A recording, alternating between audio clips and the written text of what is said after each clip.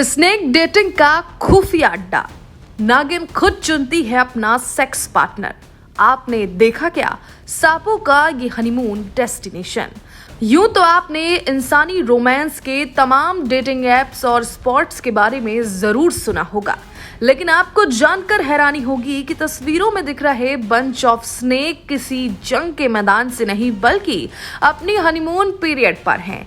अब आप सोच रहे होंगे कि आखिर ये कैसा मजाक है, सांप कब से रोमांस करने लगे और डेटिंग स्पॉट्स पर मिलने लगे।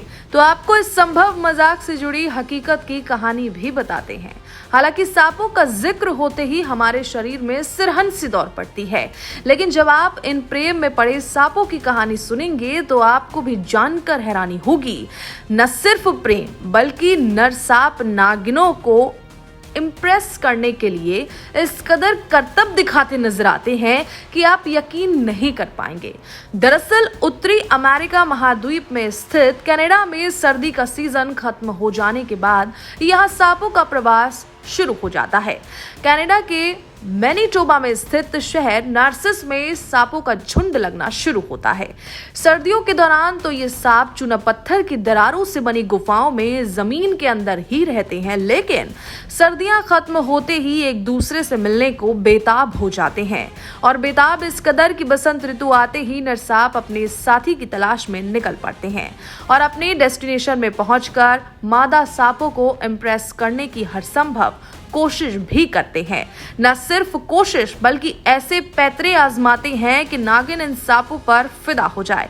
बस फिर क्या, जो नागिन जिस नर सांप को अपने योग्य समझती है वो उसके साथ शारीरिक संबंध बनाकर उससे अपने प्यार का इजहार कर लेती है ना इंटरेस्टिंग। इससे ज्यादा खास बात तो ये है कि हर साल बसंत ऋतु में यहाँ पर 75,000 से ज्यादा पूर्वी गाटर सांप पहुँचते हैं।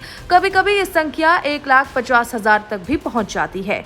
और पार्टनर के साथ इस हैंगआउट प्रक्रिया को वैज्ञानिक भाषा में मेटिंग बॉल भी कहा जाता है, जिसकी वजह से ये वैज्ञानिकों के लिए काफी दिलचस्प भी होती है। न सिर्फ वैज्ञानिक बल्कि सांप के जोड़ों की इस रासलीला को देखने के लिए दूर दूर से लोग यहाँ आते हैं।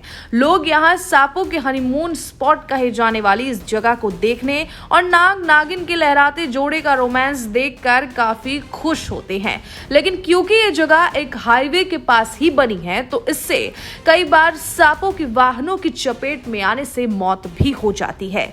लेकिन इन्हें बचाए रखने के लिए पर्यावरण अधिकारी भी लगातार अपने प्रयास करते रहते हैं ताकि इकोसिस्टम भी बना रहे और इससे वैज्ञानिकों को भी अपनी रिसर्च में हेल्प मिलती रहे। आपको सांपों से जुड़ी ये कहानी कैसी लगी हमें कमेंट करके जरूर बताएं।